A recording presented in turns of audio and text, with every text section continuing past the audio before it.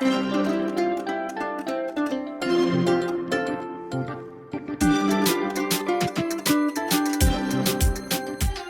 guys, how are you? This is Leslie. Welcome to another one of my videos. Today's video I'll show you how I do my eyelash extensions at home, and I think I have a couple of videos like this, but I'm trying to go like more in depth and showing you guys what I use, what my favorites are, and like my go-to items for my lashes to last a while. I do them like I do fill-ins every 2 weeks unless I see that I've been picking at them a lot, or that like they fell off on one eye a lot more than the other one. So yeah, I'll show you all of that. But I hope that you guys like this video, and if you do so, don't forget to give it a big thumbs up. And without further ado, let's jump into the video. Like I was saying, I do my lashes like every 2 weeks for like fill-ins, unless I see that I need like more fill-ins, which like I feel like I'm more of a perfectionist since I do them myself. So like if I see that one of my eyelashes doesn't have an eyelash extension, then I'm like, I need to do them. So I'm always like looking at them in the mirror and everything, but I try not to pick them as much, even though like when I'm stressed and everything, like I start playing with them, which it's pretty bad for your lashes, so definitely don't do that. Yeah, I'll show you like some clips of how I do them. First, pick out any eyelashes that have grown out. So if I see that it's like there's like a lot of separation between my natural lash and the eyelash extension, like there's like growth, I just go through them and like pick them apart, just like if you were just pulling them apart. And so you need good tweezers for that. So that's like the first thing that I will mention. These are the tweezers that I have. They're Miss Queen. These ones are really good for whenever I'm doing like my volume fans. This is what it looked like, and they come with like their little pouch and everything. I think I got this from Amazon, so I'll try to look them for you guys and link them down below.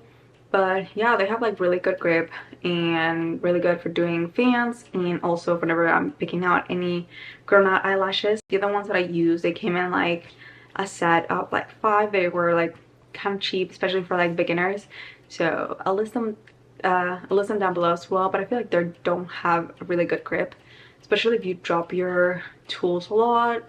They can get like damaged and stuff like that. So the ones I have, they're not that good anymore. And then the eyelash extensions that I use are this ones, VIs. I don't know what they're really called it pronounced, but I usually get the self-fanning lashes, especially because I do volume eyelash extensions. And then I get the 0.07 C. 0.07 is like the width, so I like them to be thicker, just so that like whenever I do my looks, they look fuller. And then I get the 8 through 16 just so that I can have a good mapping. So the mapping for my eyelashes are 10 in the inner corner, sometimes 11, and then I go to like 12, and then 13 and 14 on the outer corner, just so I can have like that cat eye look. And yeah, so I was saying, like, you first pick any grown out eyelashes that I have, and then I go and brush them very well so that I can start working on them.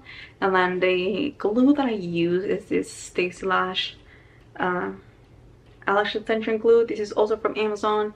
This is a super strong or extra strong glue, which can be bad for you if you have sensitive eyes, and also it's not recommended for doing it yourself. But I haven't seen anything bad happening to my eyes, so I've still been using it, and I think it's been pretty good. I also like it because it dries pretty quick, so definitely not good for beginners. But for my volume eyelash extensions, I think it's been working a lot because I can do my fans and they will dry pretty quick, so that whenever I put them on my lashes, the fans don't close out. So it's really, really good for that. And for this one, you have to shake it for about a minute.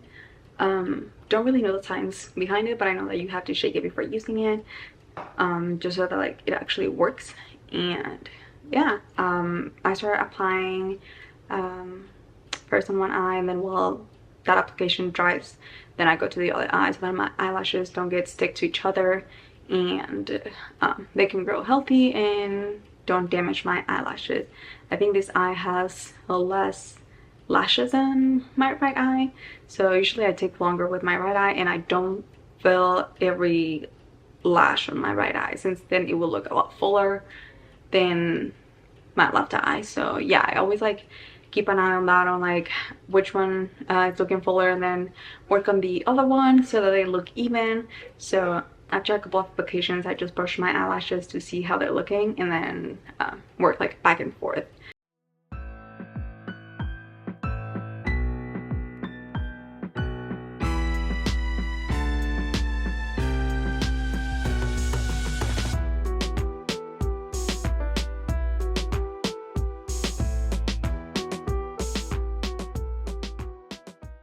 And then once I'm done, I go with this super bonder. This has changed my life for my eyelash applications.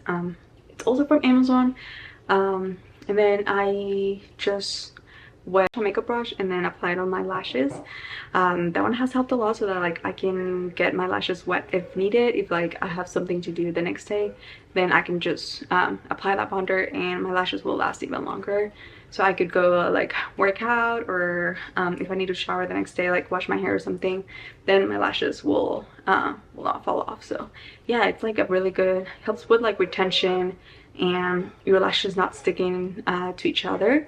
So it's been pretty good. Also, like another tip, if you have like very sensitive eyes and you are doing your lashes at home, I would buy like one of the little fans so that you can dry your lashes in between applications, or just like with a piece of paper or something like that. As you can see, like I do like fan out my eyes so that they don't get red, until I like all the fumes don't get into my eyes, especially because I use contact lenses, so it could be really bad for my eyes.